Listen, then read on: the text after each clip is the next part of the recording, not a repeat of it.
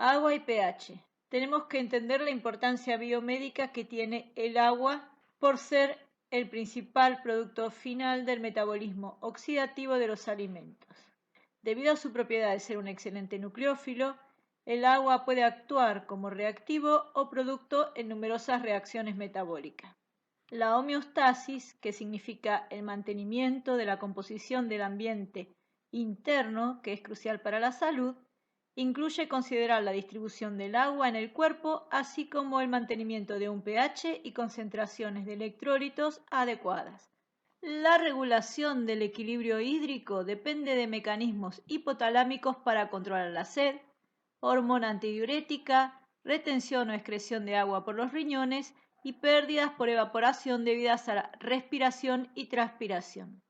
En individuos normales la ingesta y pérdida de líquidos son iguales, manteniendo el equilibrio hídrico normal. Una media de 2 a 2,5 litros de agua son perdidos del organismo cada día. La vía de mayor pérdida es la orina. Un mínimo aproximado de 500 mililitros de agua deben ser excretados cada día para manipular la carga osmótica de sustancias filtradas que alcanzan la pared distal de la nefrona. La cantidad perdida por el sudor y la orina es controlada primariamente por la hormona antidiurética. La producción de hormona antidiurética es estimulada por la disminución de la presión arterial o el aumento de la osmolaridad plasmática. Normalmente la osmolalidad es el regulador más importante de la producción de hormona antidiurética. Un cambio de un 1% en la osmolalidad altera de una forma significativa la producción de la hormona. Cuando disminuye la presión sanguínea en más de un 5%, se estimula la producción de ADH, incluso ante una osmolalidad plasmática baja. La osmolalidad plasmática representa la concentración molar total de solutos presentes en la sangre. Cuando el volumen del líquido extracelular disminuye más de un 10%, se produce liberación de hormona antidiurética. Equilibrio ácido-base. La conservación del pH del líquido extracelular entre 7,35 y 7,45, en el cual el sistema amortiguador bicarbonato tiene participación crucial, es fundamental para la salud. Los trastornos del equilibrio ácido-base se diagnostican al medir el pH y el contenido de dióxido de carbono de la sangre. El agua es un solvente biológico ideal. La estructura tridimensional de la molécula de agua es un tetraedro irregular con el oxígeno en el centro. El ángulo de un tetraedro regular sería de 109 grados en la molécula de agua por repulsión de las cargas de los pares de electrones libres. Ese ángulo se acorta a 105 grados. Los dos enlaces con el hidrógeno se dirigen hacia las dos esquinas del tetraedro, en tanto que los electrones no compartidos sobre las dos órbitas sp3 híbridas ocupan las dos esquinas restantes. Debido a su estructura tetraédrica asimétrica, la carga eléctrica no se distribuye de modo uniforme en la molécula. El lado del oxígeno, opuesto a los dos hidrógenos, es relativamente abundante en electrones, en tanto que en el otro lado, el núcleo del hidrógeno relativamente descubierto forma una región de carga positiva localizada. Esta distribución de las cargas eléctricas de un modo desigual en la estructura de la molécula origina un dipolo. Las moléculas de agua forman puentes de hidrógeno. El agua, tanto en estado líquido como sólido, presenta una estructura macromolecular que resulta de la capacidad de los dipolos del agua para autorreunirse. La interacción electrostática entre un hidrógeno de un dipolo hídrico y el par de electrones no compartidos de otro dipolo hídrico forman un puente de hidrógeno. Los enlaces de hidrógeno son débiles respecto a los enlaces covalentes. El carácter dipolar del agua y su capacidad para formar puentes de hidrógeno explica su estado líquido a temperatura ambiente, su viscosidad y tensión superficial relativamente altas, y también explica su capacidad para disolver muchas moléculas orgánicas.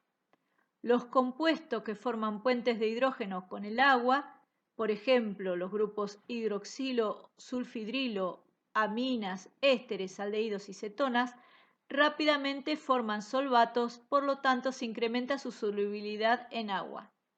Las macromoléculas, como las proteínas, estabilizadas por puentes de hidrógeno intramoleculares, pueden intercambiar puentes superficiales de hidrógeno por puentes de hidrógeno con el agua y aumentar la solubilidad. Por lo tanto, las proteínas solubles están recubiertas por una capa de agua. En el ambiente acuoso de las células vivas ocurren muchas interacciones de carga entre el agua y los grupos polares de las biomoléculas. Por ejemplo, el DNA se pliega de modo que se expone el azúcar polar y los grupos fosfato a las moléculas de agua. El agua es un excelente nucleófilo.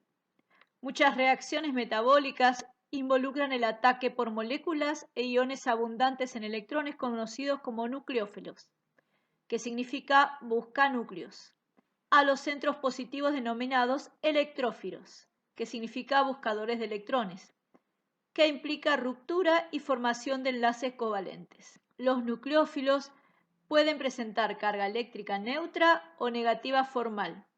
Los nucleófilos intracelulares comunes incluyen el oxígeno del agua, oxígeno de los fosfatos orgánicos e inorgánicos, azufre de los tioles, tioalcoholes y nitrógeno de las aminas. Todas las reacciones que biosintetizan o degradan proteínas, ácidos nucleicos y lípidos involucran el ataque por nucleófilos. Disociación de la molécula de agua. El agua puede actuar como un ácido o como base.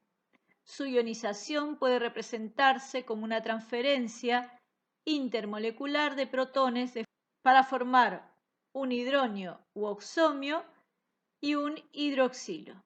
Debido a esta característica de poder actuar como un ácido o como una base, se dice que el agua posee un carácter anfótero. Sustancias ácidas y sustancias alcalinas. Un ácido es toda sustancia capaz de ceder protones o aceptar pares de electrones. Una base o álcalis es toda sustancia capaz de aceptar protones o ceder pares de electrones. Ejemplos: un ácido fuerte en un medio acuoso, por ejemplo ácido clorhídrico, en contacto con el agua se disociará en un cloruro y transferirá un protón al agua para formar un grupo oxomio o hidromio. Una base fuerte en medio acuoso, por ejemplo el amoníaco, interaccionará con el agua, el amoníaco aceptará el protón para formar amonio y un hidroxilo. Si vemos más en detenimiento, para el ácido fuerte, ácido clorhídrico con agua, el ácido clorhídrico cede su protón al agua.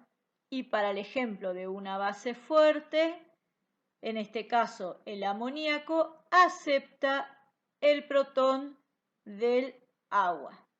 Definición del pH. El término pH fue introducido en 1909 por Sorensen, quien lo definió como el logaritmo negativo de la concentración del ion hidrógeno. La fórmula es pH es igual al menos logaritmo de la concentración de protones. Para calcular el pH de una solución se procede. Primero se calcula la concentración de ion hidrógeno, luego se calcula el logaritmo en base 10 de esta concentración de ion hidrógeno y el pH es el valor negativo del que se obtenga en la operación anterior. ¿Y qué es un logaritmo? El logaritmo es una función. El logaritmo de un número se define como el exponente al que es necesario elevar la base del logaritmo para obtener dicho número. Es la inversa de una función exponencial.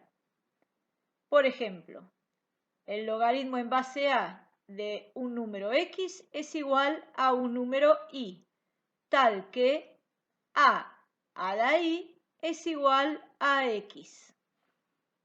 Y esta es la representación gráfica de la función logarítmica. Como el pH es el menor logaritmo de la concentración de protones, obtenemos este tipo de curvas. ¿Y cuál es el sentido de hacer una representación menos logaritmo en lugar de directamente trabajar con las concentraciones de protones? Que las concentraciones de protones varían en forma exponencial. Esta forma de representar el pH en lugar de usar las concentraciones de protones surgió debido a la necesidad técnica. De ahí surgió la idea para Sorensen de directamente hacer esta escala de pH, que resulta mucho más práctica que trabajar con todos los números exponenciales. Y acá vemos las equivalencias entre las concentraciones de protones y los pHs. Una cuestión importante para tener en cuenta es que para determinar el pH de una sustancia, la concentración de protones tiene que estar expresada en moles por litro, que es la concentración molar. No se acepta otra concentración para el cálculo del pH. Los pHs ácidos son los pHs más bajos, por lo cual la concentración de protones es la más alta, siendo el pH neutro de 7, y los pHs alcalinos son los pHs más altos, con un máximo en 14.